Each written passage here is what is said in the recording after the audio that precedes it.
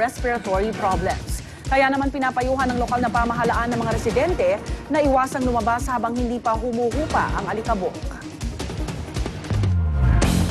Samantala, isang panukalang batas ang inihain sa Senado na mag-oobliga sa mga eskwelahan na maglaan ng silya para sa mga estudyanteng kaliwete. Ang nilalaman ng Comprehensive Handedness Act of 2010 sa aking report. Kanang kamay ang madalas na gamit sa pagsusulat at mga gawaing bahay. Ngunit ilan sa atin, kaliwete o left-handed? Si Guido, lumaking kaliwete. Guido, merong bang mga bagay na nahihirapan kang gawin dahil left-handed ka? Ay, hindi naman po. Kung nasanay lang po sa right hand po. Kasi dati po meron po akong right-handed chair. Pero po nasanay lang po ako doon. Mas favor ko po yung left hand ko sa, kunyari po, tripling. Ayon sa pag-aaral, 10 hanggang 15% ng kabuang populasyon ng Pilipinas ay left-handed. Ibig sabihin, isa o higit pa sa 10 ay kaliwete. Mapalad si Guido na sa kanyang paaralan, may silya para sa kaliweteng tulad niya. Ngunit para sa ibang estudyanteng hindi nakakagamit nito, pangangalay ng kamay ang kanilang nararanasan. Isang panukalang batas ang inihain sa Senado. Sa bisa ng Senate Bill No. 31 o Comprehensive Handedness Act of 2010, ang Department of Education maoobligang maglaan ng arm desks at ibang kagamitan para sa mga left-handed na estudyante. Makita mo kung magsulat yung mga kaliwete, nakaganon eh. Medyo nakaka-depress rin ng likod dyan, na hirap, papaboran na itong bill na ito, at hindi na kayo mahihirapan na at least may pangkaliwa na. Ang naturang panukala, umani ng magkakahalong reaksyon sa internet. May ilang kumestyon at may mga nakisimpatya. Gaya ni Teacher Ria na minsang napagkamalang nangungopya dahil sa pagiging kaliwete. Nung nag-college entrance exam ako, napagkamalan akong nandaraya. So sinabihan ako ng proctor na kung hindi daw ako dumiretso or umupo ng maayos, i-disqualify niya raw ako sa entrance exam na yon. Sabi ko, give me a left-handed table and I will sit straight. Maganda itong bill na ito kasi nagbibigay ito ng awareness para sa publiko na malaman ng mga batang left-handed ay kailangang irespeto natin. Mababaw man sa tingin ng ilan, marami pa rin ang umaasang maipapasa ang nasabing panukala. Kaliwete man o hindi, ang bawat isa sa atin may karapatang dapat kilalanin.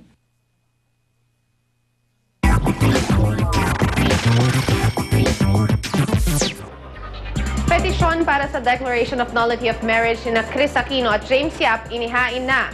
Ang mga abogado ni Chris ang nagsubmit ng petisyon sa Makati Family Court. Wala nang iba pang detalye na inilabas ang korte tungkol sa inihaing petisyon ni Chris. Si Judge Cristina Halavera Sulit ng Branch 140 ng Makati RTC ang hahawak sa kaso. Samantala, pag-ere ng The Comedy Central Roast of David Hasselhoff inaabangan na. Noong August 1, nag-taping ang programa para sa episode kung saan tampok ang sikat na hunk actor.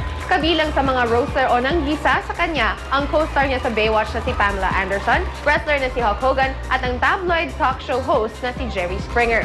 Ilan sa mga inihirit sa kanya ay ang alleged sexual relationship niya kay Pamela. Sa August 15, ipapalabas ang episode sa Comedy Central Network. Honestly.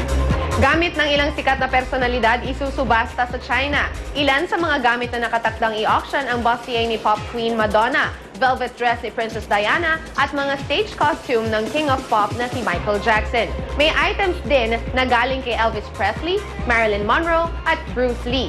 Pansamantala munang i-display ang mga ito sa isang preview sa LA bago ilipat sa China. Sa October, gaganapin ang auction. More chika coming up, kaya dyan lang po kayo, babalik po tayo at balik muna tayo kay Ian. Salamat Luan, narito naman lagay ng trapiko. Irit naman ni Lava Juver. Love! Igan! Maraming salamat. Eto na po ang ating kakalsadahan ngayong mga oras na ito na medyo makulimlim pa rin po ang ating kalangitan. Nahin na po muna natin itong aming kinaroroonan, intersection po ng Santolan at Ortigas Avenue Extension. Mga kapuso, may kita natin ngayon na magkabilang lane ng Ortigas Avenue na walang problema. Pero dagsaan na po ang ating mga motorista. Pero nakangiti pa rin po sila dahil sa ayos pa rin po ng kanilang nararanasan sa daloy ng trapiko. Ang Santolan naman, yung mga papalabas po patungo ng Ortigas, yung mga lumiliko, medyo may pila na pong nararanasan. Pero yung mga papasok ng Santolan going to EDSA ay napakaganda pa rin naman po sa mga oras na ito ang daloy ng trapiko. Sa may EDSA Kamuning flyover naman, Quezon City pa rin. Silipin natin, makikita natin ngayon ang kaliwang bahaging lane patungo ng Norte at Monumento na walang problema. Pero ang kanang bahagi, nako, may prosesyon na naman pong nararanasan ang ating mga motorista dyan. Look at those. Mula po dyan sa flyover, pati ang ground level hanggang sa unahang bahagi na po ng EDSA Cubao ay hirap nang makalusot ang ating mga motorista going to Makati and South area. Okay, mula naman po dyan, EDSA Ortigas Avenue. Okay, silipin natin. Wow, bongga! Yung mga nakaharap pong sasakyan, pati yung nasa taas ng, mga nakaharap, yan ho ay patungo ng Makati area. Ito pong nasa kaliwang bahaging lane. Ang nasa kanan ay syempre patungo po yan ng EDSA Santolan or EDSA Cubao, tuloy-tuloy din ho. Yung packet naman ng flyover, mga kapuso, yan ho ay patungo naman po ng Ortigas Avenue, Pering Meralco Avenue, pwede rin hong patungo ng Pasig area.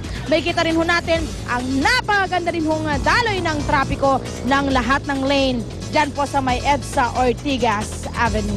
Beautiful. At may kuning tayo ngayong araw, mga plaka pong, ano yan, Legarda po sa Maynila, mga kapuso. May kita ho natin ngayon ang Legarda. Legarda ba ito? Okay, makikita ho natin ang Legarda ba ito o hindi po yan Legarda. Yan po ay sa may Santolan. Okay, yan po ay kinaroroonan namin. Ang high-tech naming OB van ay pinapakita rin po ang mataas na bahagi. Wow, bongga. Ito po yung Santolan Road, no? Yan po yung mga kumakaliwa patungo naman po ng Ortigas Avenue. Ngayon wala ng pila. Kanina nagkaroon ng pila. Okay, may coding tayo ngayong araw, mga plakang nagtatapos sa number 7 and 8. At yan muna ang aking update sa ating mga kalsadahan sa Metro Manila. Ako pa rin po nag-isang Reyna ng Kalsada, Laban ni Bear. Balik sa'yo, Igan. Hirit namin mamaya, sunog sa Parañaque, magtiyahin, patay. Hotspot treatment sa Las Vegas nakakapagdala raw ng swerte. At narito na si Nalin Susi at haha! Haha na rin pangalan mo ngayon. Ganun naman